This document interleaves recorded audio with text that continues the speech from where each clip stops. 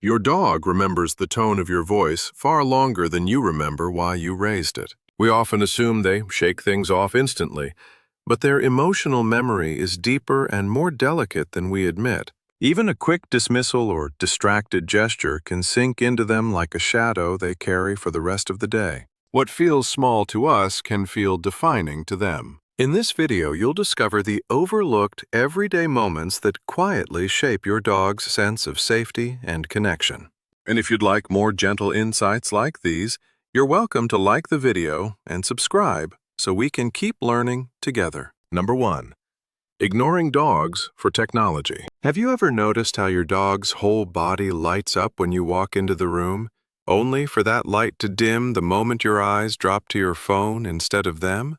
To a dog, that tiny pause feels much bigger than we think, almost like a door closing before they had the chance to say hello. They read attention the way humans read words, and when you choose a screen over their greeting, it quietly echoes as rejection. Even if they stay calm, something inside them shifts, and they start deciding whether to try harder for your focus or simply retreat to protect themselves. You might not see it in the moment, but that small emotional sting can shape how they approach you for the rest of the day. And once you notice that pattern, you start seeing another one. Number 2. Punishing dogs after the fact. Most people believe a dog knows what they did, but that idea falls apart the moment you really watch how they react. When you come home and scold them for something that happened hours earlier, your dog isn't connecting dots. They're reading your frustration and trying to survive it. Their lowered head, tucked tail, or slow movements aren't confessions. They're the same fear-based gestures any creature shows when the ground suddenly feels unsafe. And in that moment, trust takes a quiet step back, because your dog can't make sense of a punishment tied to a memory they no longer hold. What lingers is only the feeling that your return brought tension instead of comfort, and that confusion settles deeper each time it happens. And honestly, that's the manageable version of the problem. Number 3. Yelling when dogs don't understand. What happens inside your dog when the reaction gets louder instead of clearer? You might think the volume will finally make the message sink in, but what actually sinks in is a kind of fear that has nothing to do with learning. Their body freezes before their mind can even process what you wanted from them, and all they feel is the sudden shift in your energy. In that frozen state, the part of them that tries to understand you goes quiet, pushed aside by the instinct to stay safe until the moment passes. And even though the intensity fades quickly for you, your dog carries the echo of it much longer, remembering the fear but not the lesson you hoped they'd receive. Most people assume that's just how communication works with dogs. It isn't. Number 4. Hugging dogs too tightly. You wrap your arms around your dog expecting comfort, and you don't notice the tiny breath they hold as their body stiffens. To us, a hug feels like affection, but to many dogs it feels like control, a sudden loss of space they didn't agree to. Their eyes shift, their ears pull back, and their whole posture becomes a quiet plea for room to breathe again. They're not trying to reject your love. They're trying to stay safe in a world where restraint usually means something is wrong. And when those moments stack up, they learn to hide their discomfort instead of trusting you with it, even though they still want to be close. On its own, it's nothing. Stacked over time, it becomes your life. Number 5. Using leash jerks during walks. There's a gentler way to help your dog feel safe on walks, and it starts with letting go of the idea that force teaches anything meaningful. When a leash is snapped tight or yanked suddenly, your dog doesn't feel guided. They feel punished for moving the way their body naturally wants to move. That little choke of pressure around their neck creates a flash of panic, and they carry that feeling into the rest of the walk, unsure if the next step will bring comfort or pain. Over time, the place that should be their escape, the outdoors, the fresh air, the chance to explore, becomes tangled with tension, and even your presence feels less predictable to them.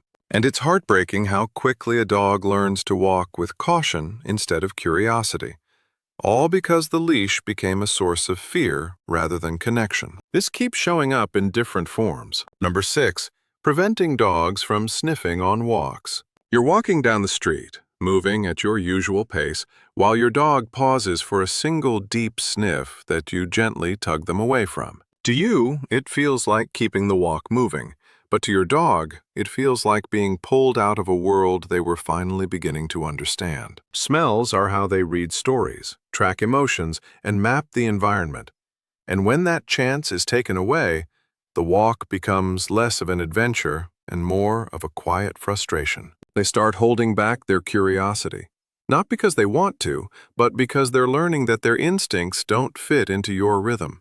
And without that mental release, they come home with energy that feels tangled rather than satisfied. A kind of restlessness that doesn't go away just because their legs are tired. And once you see how much they rely on those tiny pauses, you start noticing something even deeper. Number 7, scolding dogs for being afraid. Fear isn't disobedience, and treating it like misbehavior quietly breaks a dog's heart. When your dog trembles, hides, or pulls away, they're not choosing to be difficult.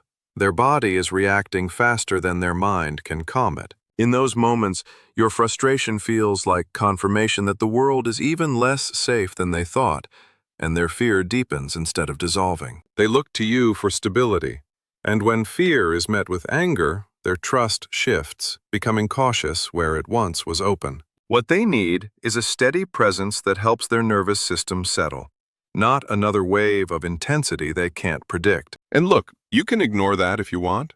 Most people do. Number 8, comparing dogs to past pets. It's easy to think your dog doesn't notice when you compare them to the one you lost, but they feel it in the spaces between your words.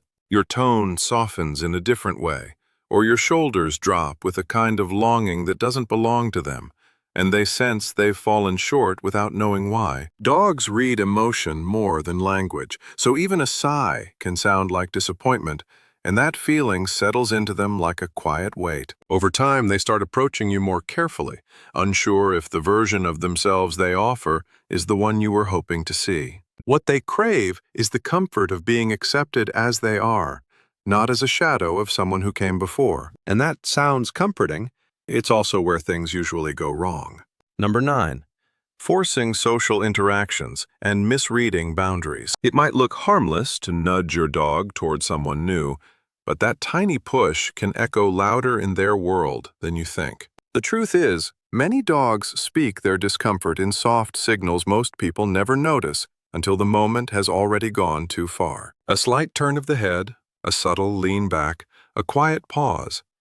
These are their ways of saying, "I need space," long before they bark or snap. And when those signals are ignored, they learn that their voice doesn't matter, that the safest choice is to shut down or defend themselves because no one else will honor that boundary for them. Over time, forced interactions don't make them friendlier. They make them more unsure, more on edge, more convinced that people don't listen to the language they've been using all along. So that wasn't just a manners issue.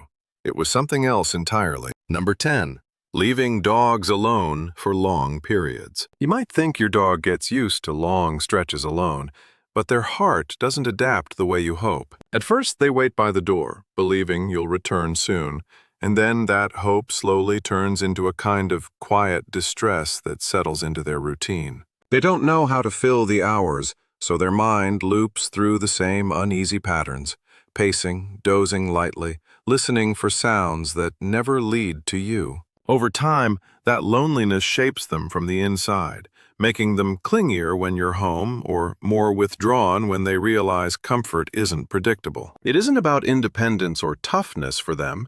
It's about the simple need for connection in a world where they can't choose when it appears and disappears. At first, it doesn't matter. 6 months later, it does. Number 11, leaving without a predictable ritual. You grab your keys, open the door, and step out before your dog has even realized what's happening. That sudden disappearance hits them like a moment that doesn't make sense, a rupture in the rhythm they rely on to feel grounded. Dogs understand the world through patterns. And when departures happen without warning, the space you leave behind fills with uncertainty instead of calm. They pace, they listen, they wait, trying to piece together clues that were never there to begin with. And the anxiety builds not because you're gone, but because the goodbye felt unfinished. A simple, predictable ritual becomes a promise they can hold on to, something that reassures them the world is still intact even in your absence. And once you feel how much relief that tiny moment offers them, you start seeing goodbyes in a completely different way. Looking back at everything we just uncovered, it's clear that dogs aren't fragile. They're simply honest about what love feels like to them. And you're already giving them more safety and comfort than you realize. What matters most is the gentle awareness that every small interaction shapes how they see their place in your life. Even a tiny shift in presence can turn ordinary moments into the kind of connection they hold on to. And once you start seeing your bond through their eyes, you can't help but wonder why they choose one person above all others. There's a quiet reason behind it, one rooted in emotion rather than authority or dominance. If you're curious to understand that deeper bond, let's keep exploring it together.